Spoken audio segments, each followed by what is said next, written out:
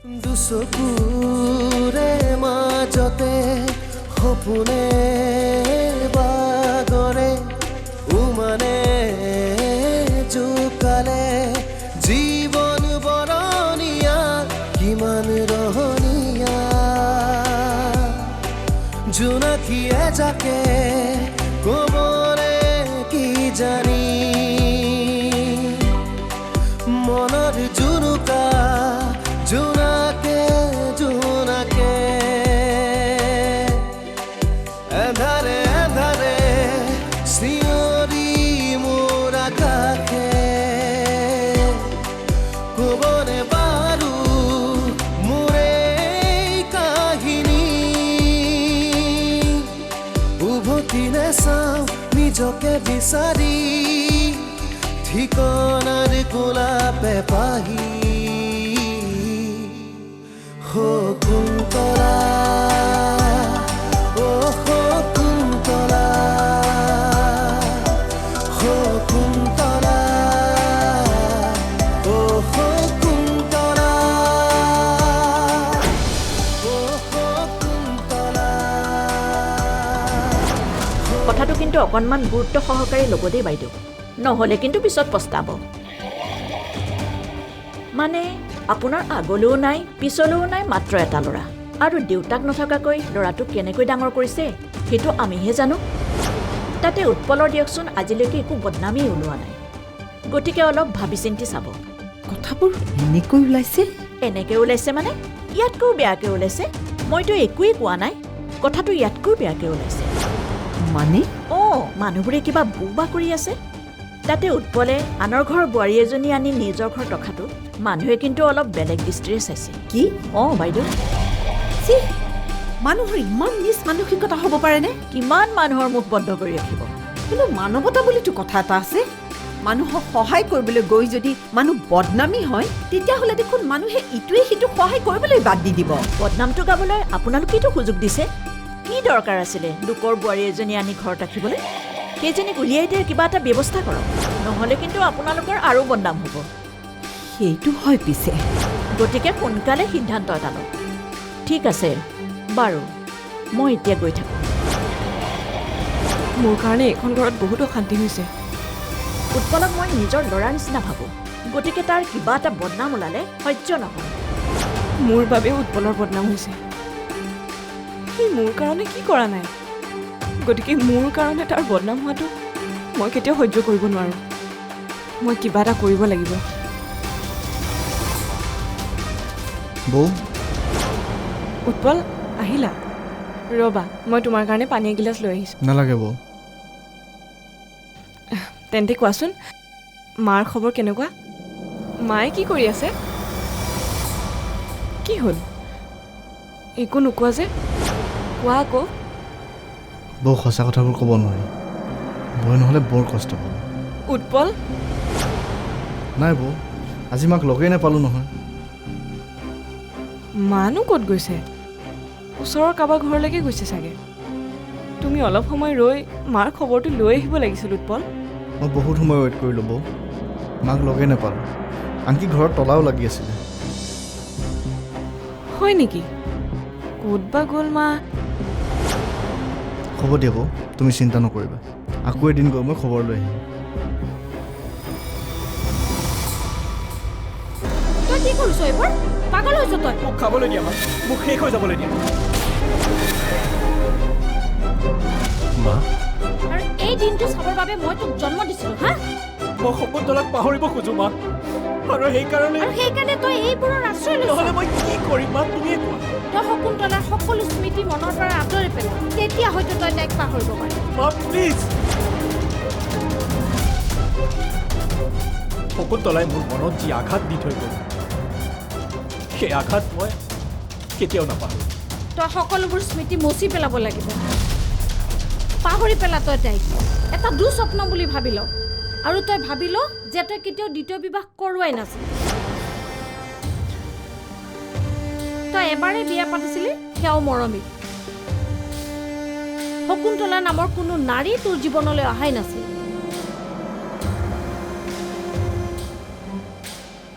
চা, তাইৰ জীৱনত যদি তোৰ প্ৰয়োজনীয়তা নাই তেতিয়াহ'লে তোৰ জীৱনত তাইৰ কি প্ৰয়োজন আছে কচোন তোৰ লগত আমি চব আছোঁ দাদা আছে বৌ আছে অয়ন আছে মইতো আছোৱেই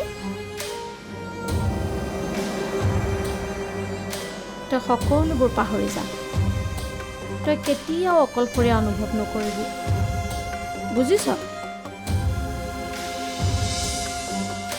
আৰু শুন দ্বিতীয়বাৰ যদি এইবোৰ বস্তু এইখন ঘৰলৈ আহে তই কেতিয়াও মোক মা বুলি নামাতিবি আজিয়ে কৈ থলো পুষ্প এইফালে আহ এইবোৰ এতিয়াই চাফা কৰি লৈ যা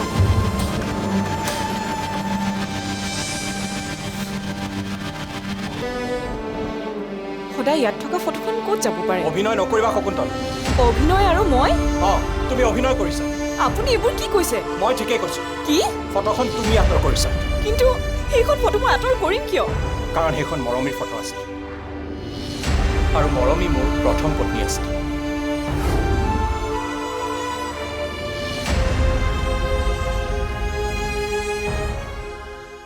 কি হ'ল কি ভাবি আছ ভাবিছোঁ মৰমীৰ অনুপস্থিতিত শকুন্তলাক বিয়া কৰোৱাটো মোৰ জীৱনৰ কিমান ডাঙৰ ভুল আছিল হৈ যোৱা কথা এটা ভাবি থাকি জানো কিবা লাভ আছে মায়ে তই মদ খোৱা কথাটো শুনি মনত বহুত কষ্ট পাইছে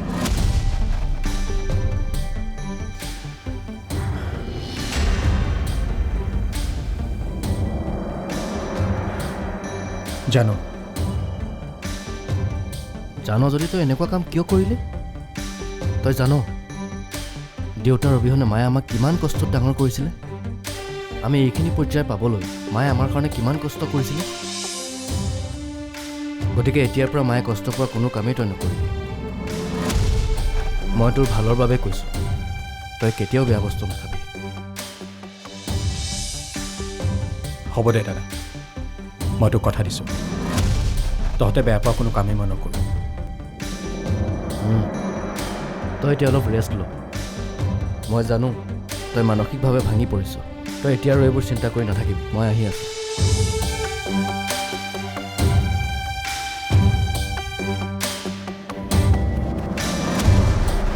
শকুন্তলা গ'লটো গ'ল এই ঘৰখন একেবাৰে ভাঙি থৈ গ'ল মা শকুন্তলাৰ বাবে বিনোদনে আজি মদ মুখত দিলে তাইৰ বাবে সি আজি ভাগি পৰিল এই দিনটোৰ কাৰণে শকুন্তলাৰ লগতে ভাইটিৰো কিন্তু সমানে দুখ আছে মোৰ ল'ৰাই কোনো ছোৱালীৰ লগত সম্পৰ্ক কৰা নাই তাই সেই উৎপলৰ লগত মা তুমিও নাভাবিলোহেঁতেন তাই বাধ্য কৰাইছে ভাবিবলৈ মা তই চুপ থাক শকুন্তলাৰ হৈ ওকালতি নকৰিবি তই দেখা নাই বিনোদনৰ অৱস্থাটো কি হৈছে এই চববিলাকৰ কাৰণ তাইয়ে নহয় জানো জানো কিন্তু মই এইটো মানি নলওঁ যে এই সকলোবোৰৰ কাৰণে কেৱল শকুন্তলা জগৰী সমানে ভাইটি আৰু মায়াও মায়া অঁ মোৰ পত্নী হ'লেও মই সঁচা কথা কমেই কাৰণ মই অন্যায়বোৰ দেখি থাকিব নোৱাৰোঁ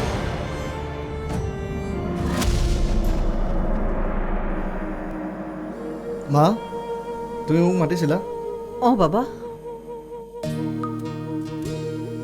তোমাক এটা কথা ক'বলগীয়া আছে কি কথা মা আজি কল্পনা আহিছিল কথা এটা কৈ থৈ গ'ল কি ক'লে কল্পনাই ক'লে মানে আপোনাৰ আগলৈও নাই পিছলৈও নাই মাত্ৰ এটা ল'ৰা আৰু দেউতাক নথকাকৈ ল'ৰাটোক কেনেকৈ ডাঙৰ কৰিছে সেইটো আমিহে জানো তাতে উৎপলৰ দিয়কচোন আজিলৈকে একো বদনামেই ওলোৱা নাই গতিকে অলপ ভাবি চিন্তি চাব বাবা তোমাৰ বাহিৰেনো মোৰ আৰু কোন আছে বিনা দুখত তোমাক কোনোবাই বদনাম দিব মই কিন্তু সহ্য কৰি নাথাকিম তুমিতো জানাই দেউতাৰ অবিহনে মই তোমাক অকলে ডাঙৰ কৰিছোঁ মোৰ কাৰণেই উৎপলে বিনা দুখতে বদনামৰ ভাগি হ'বলগীয়া হৈছে খুৰীহঁতৰ ঘৰখনলৈ সংস্কাৰৰ প্ৰশ্ন আহিছে মই এনেকুৱা হ'ব দিব নোৱাৰোঁ মানুহে কথা ক'বই মানুহৰ কামেই সেইটো সেইবুলি কি মোক ঘৰৰ পৰা উলিয়াই দিম নেকি তুমি শকুন্তলা খুৰী আপোনালোকে মোৰ কাৰণে বহুত সমস্যাত পৰিছে ন তুমি এইবোৰ কি কৈছা মই সঁচাই কৈছোঁ খুৰী আপোনালোকে মোৰ কাৰণে বহুত কৰিলে কিন্তু তাৰ বিনিময়ত মই আপোনালোকক একোৱেই দিব পৰা নাই মাকে জীয়েকৰ পৰা প্ৰতিদান নিবিচাৰে তুমি দেখোন কৈছিলা তুমি মোৰ ছোৱালী বুলি কৈছিলোঁ খুৰী কিন্তু কিন্তু কি বৌ তোমালোকে মোৰ কাৰণে অশান্তিত থাকিবা এইটো কেনেকৈ হ'ব সেইবোৰ কথাত তুমি মন নিদিবা বৌ কিছুমান মানুহৰ বেলেগ কাম নাথাকে যে সেইবাবে আনৰ সমালোচনা কৰি থাকে বাবাই ঠিকেই কৈছে তুমি যিমানেই আনৰ কথাত মন দিবা সিমানেই দুৰ্বল হৈ পৰিবা সেইবোৰ কথাত মন দি তুমি দুৰ্বল নহ'বা বৌ তুমি শক্তিশালী হৈ থাকিব লাগিব গতিকে এইবোৰ কথাত কেতিয়াও মন নিদিবা এতিয়া তোমালোকে কথা পাতা মই ভাতত লাগোগৈ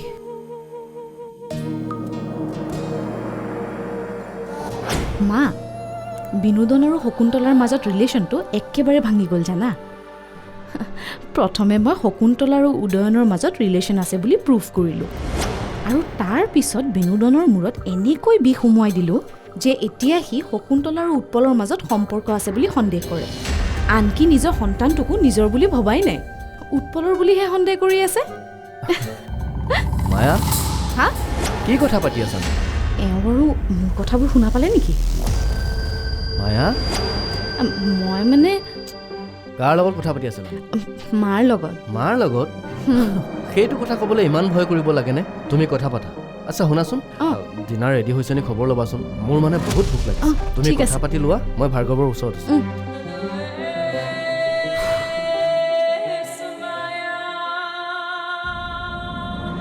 উৎপল তুমিতো মোক বৌ বুলি বহুত সন্মান কৰা গতিকে কোৱাচোন মোৰ এটা কথা ৰাখিবানে কি কথা আগতে কোৱা মোৰ কথাটো ৰাখিবানে নাই আগতে কোৱা কথাটো কি তুমি বিয়া পাতিব লাগিব উৎপল বিয়া অঁ বিয়া মই তোমাক আগতেও কৈছোঁ আৰু এতিয়াও ক'ম মই বিয়া নাপাতোঁ কিন্তু কিয়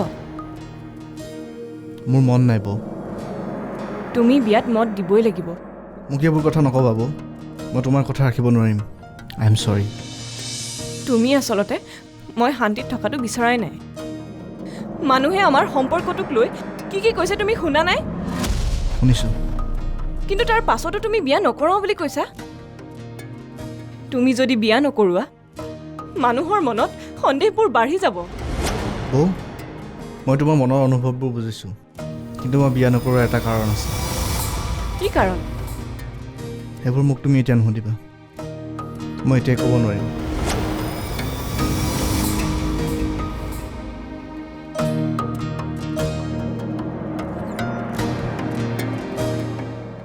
কি হ'ব পাৰে কাৰণটো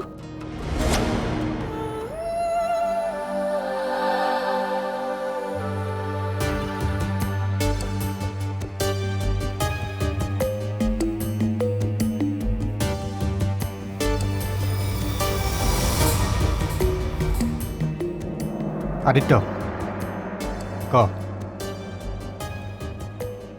মই মোৰ ফাৰ্ম হাউচৰ ফালে আহিছিলোঁ কচোন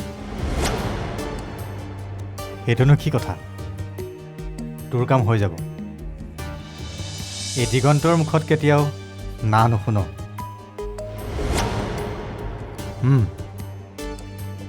তই নিশ্চিন্ত থাক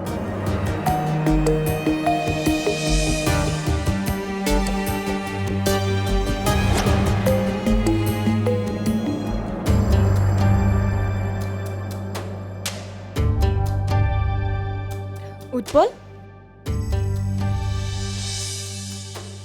এই টিফিনটো লোৱাচোন মাৰ কাৰণে কিবা অলপ বনাই দিছোঁ ঠিক আছে দিয়া আজি কিন্তু মা ঘৰত নাথাকিলেও তুমি ৰৈ থাকিবা মাক খুৱাইহে আহিবা মই ঘৰত নথকাৰ পৰা মায়ে খোৱা বোৱাবোৰ ভালকৈ কৰাই নাই চাগে মই মাক জানো নহয় তুমি চিন্তাই নকৰিবা মই আজিয়ে তোমালোকৰ ঘৰলৈ যাম আৰু খুৰীক নিজ হাতেৰে খুৱাই আহিম দেউতা আমাৰ মাজৰ পৰা যোৱা বহুত দিনেই হ'ল দাদায়েও বিয়া পতাৰ পাছত ঘৰৰ মানুহখিনিক পাহৰিলেই গতিকে এতিয়া মোৰেই দায়িত্ব মাক প্ৰতিপাল কৰা আৰু ছোৱালীৰ দায়িত্ব পালন কৰা বাৰু দিয়া এতিয়া তুমি যোৱা ঠিক আছে দিয়া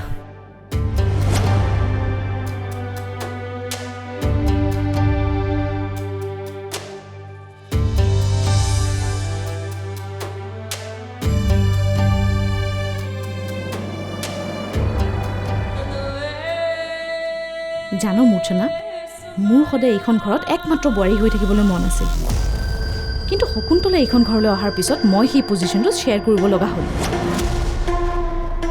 আৰু সেইকাৰণে মই বিনোদন আৰু শকুন্তলাৰ সম্পৰ্ক ছেট কৰি তাইক এইখন ঘৰৰ পৰা যাবলৈ বাধ্য কৰালোঁ প্ৰথমতে শকুন্তলা আৰু উদয়নৰ সম্পৰ্ক আছে বুলি প্ৰুফ কৰিলোঁ আৰু তাৰ পিছত উৎপলৰ লগত অঁ আৰু তেনেকৈয়ে শকুন্তলা আৰু বিনোদনৰ সম্পৰ্ক ভাঙি গ'ল